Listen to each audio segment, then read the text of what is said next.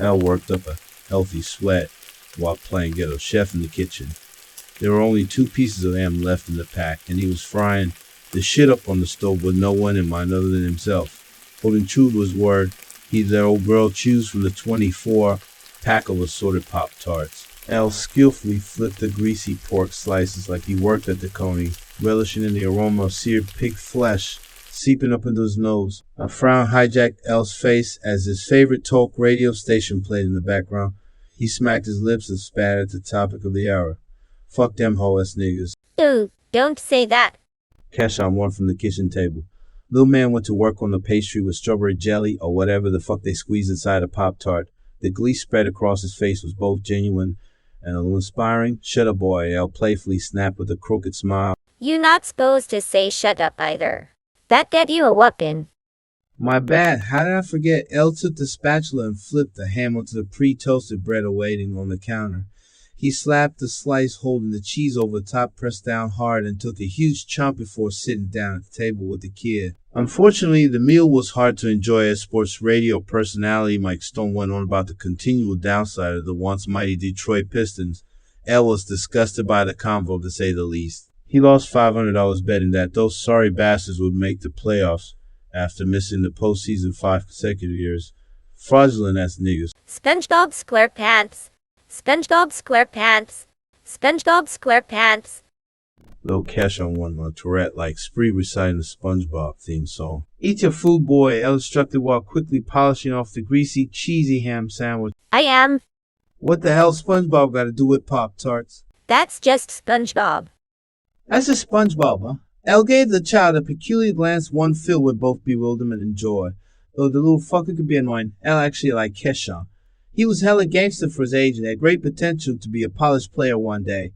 A real nigga, as the kids say. Everyone, even his mom, always said that El had a way with kids, and while he hated to admit feelings, it seemed to be true. The problem with Keshawn was his mom's, which was kind of fucked in the head.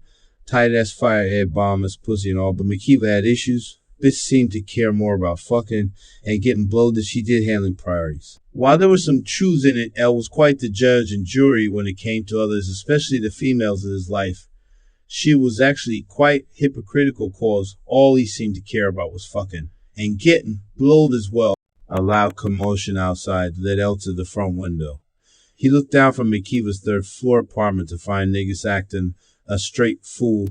Apparently, 2 dudes had beef with one another, evidenced by the 2 other guys restraining them on opposite sides of the sidewalk. One of them, a skinny clown-looking nigga with no shirt, was the most volatile, ranting and raving like, "Don't hold me back, don't hold me back, I'ma come back round here and light this bitch up. That's on my word, cuz." The opposition didn't seem too concerned as he simply smiled while being led in the other direction. At the same time, Reggie May, a new guy at the sports station, announced the following broadcast. And in what sounds like another black guy for the Mober City, a new report published by nationalfuckery.org revealed that Detroit is once again hailed as the murder capital of the country. That's right. This is based on the number of murders recorded through the midway point of 2015. Discouraging news for a city that has yet another mayor being investigated on felonious suspicions and corruption running rampant throughout city council. El could do nothing but smile after hearing that revelation. Another strike thrown to the D. Hands down the most fucked up place to live in America. Who was to blame? Surely after all these years, Quayne Kilpatrick couldn't be on the hook for the city's rapid decline. Put it on the residents, the whole lot of derelicts who carried on like savages year in and year out. At the end of the day, it was a twisted combination of several factors that made Detroit a most undesirable place to reside. And though it was among the worst, it surely wasn't the only city in shambles. While the troublemakers had passed on, El continued to gaze from the window, becoming one with his thoughts. Thinking back to the tragic events of last night, it's no wonder that Detroit was crowned the new murder cat.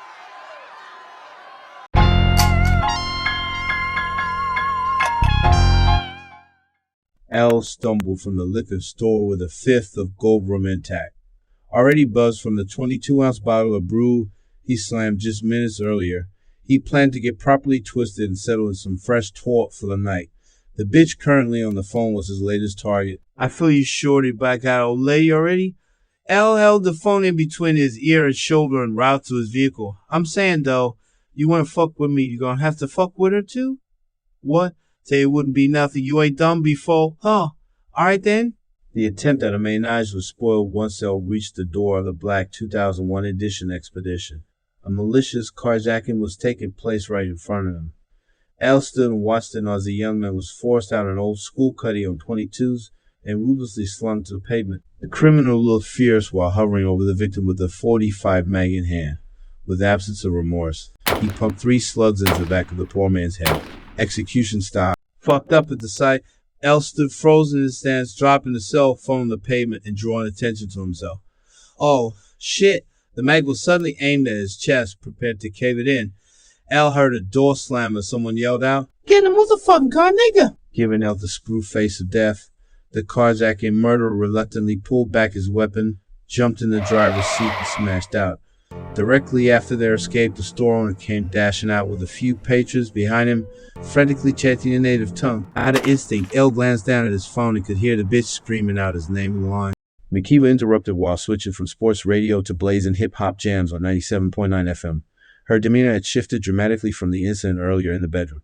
She was full of joy with a glorious smile plastered on her face. Low-key, the wake-up sex got her off on the right foot, and the cold shower was even more refreshing, preparing Makiva for what she knew would be a wonderful day. I don't see how you listen to this shit. Something smell good. What you make me? Kiva asked belly, rumbling. Elle walked towards the kitchen and spoke. She's about 20 Pop-Tarts left. Take your pick. I can't stand you some time. She meant every word of it, too. At times, Elle could be the coolest, most caring person in the world. Again, he could instantly morph into a self-centered asshole that rivaled the likes of Dennis Leary. He usually made the transformation after getting a piece of her ass. Ironically, Forget it. I'll just get something from the vending machine at work. You can have some of my Pop-Tart, Mommy. That's okay, honey.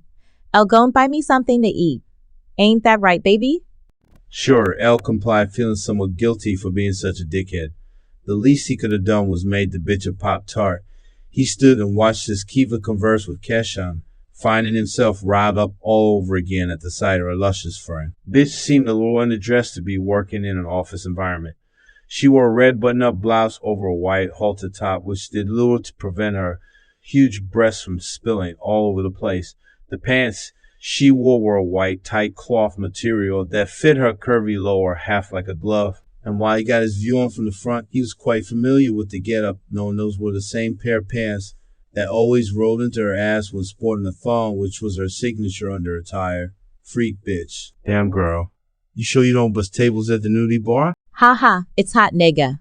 Matter of fact, it's too hot in this damn house. Let's go. Come on, Kiki. We about to take mommy to work. Yay.